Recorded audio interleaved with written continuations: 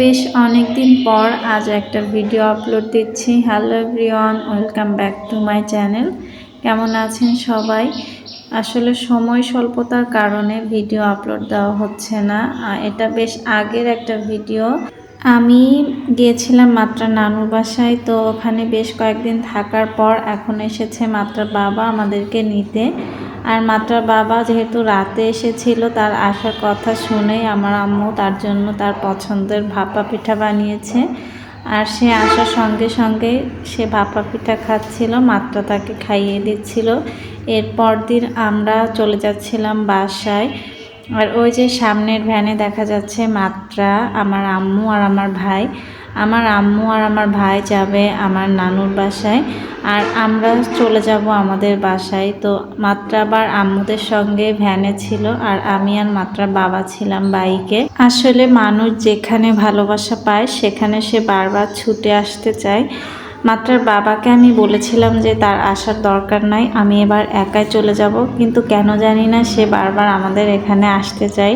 সে যথেষ্ট ভালোবাসা পায়, এজন্যই এখানে। এমন কোথাও যাওয়ার কোনো সৌভাগ্য বা দুর্ভাগ্য যেন নাই হয় যেখানে গিয়ে কেউ আপনাকে একবেলা খাইয়ে পরবর্তীতে আবার খোঁটা দিয়ে কথা বলবে যে রান্না করে খাইয়েছি।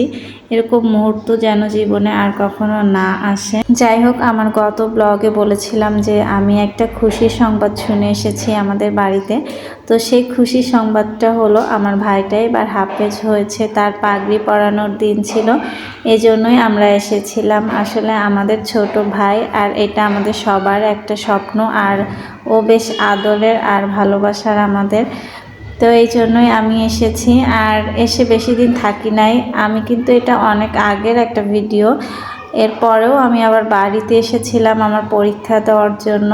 এই যে আম্মু আবার আমাদের সঙ্গে কিন্তু পিঠা দিয়ে দিয়েছে, আর ভাপা পিঠার পাশাপাশি দুধ চিতই পিঠাও বানিয়েছিল। আসলে মায়েরা এরকমই হয়, যতটুকু পারে, যতটুকু কম শর্ট টাইম যাই হোক না কেন, সব কিছুই বাচ্চাদের পছন্দের খাবারগুলো তৈরি করে দিতে চেষ্টা করে।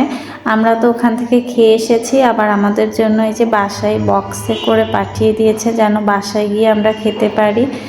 আর আজ রাতে কোনো রান্নাবান্না নাই তেমন। বাসায় আসার পর মাত্রা বাবা খিচুড়ি রান্না করেছিল, আর আমাদের ফ্রিজে একটু হাঁসের মাংস ছিল। যখন মাত্রার বাবা আমাকে আমাদের বাড়িতে দিয়ে আসতে গিয়েছিল, তখন আমার আম্মু তার জন্য হাঁসের মাংস রান্না করে দিয়েছিল যেন সে খেতে পারে।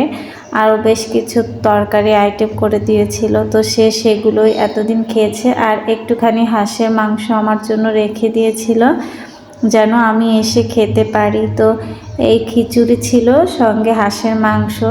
আর শীতকালে তো হাঁসের মাংস অনেক বেশি টেস্টি লাগে, আর মায়ের হাতের রান্না হলে তো কথাই নাই। আর রাত্রে আমরা এগুলোই খেয়েছিলাম। আমার ভাইয়ের মাদ্রাসার মাহফিলটা শেষ হওয়ার পর ওর কয়েকদিন ছুটি দিয়েছিল। সেই ছুটি কাটাতে আমার আম্মু, আমার ভাই আর আমার আব্বু সবাই মিলে ঢাকায় গিয়েছিল আমার আপুর বাসায়। সেখানে যাওয়ার আগে আমার আম্মু আবার পিঠা বানিয়েছিল।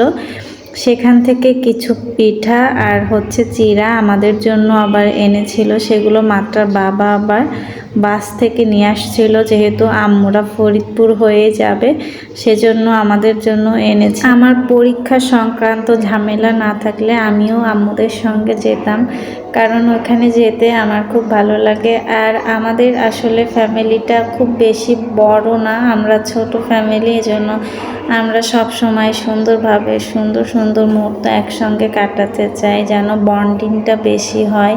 তো এবার আমি যেতে পারলাম না, ইনশাআল্লাহ পরীক্ষা দিয়ে যাব।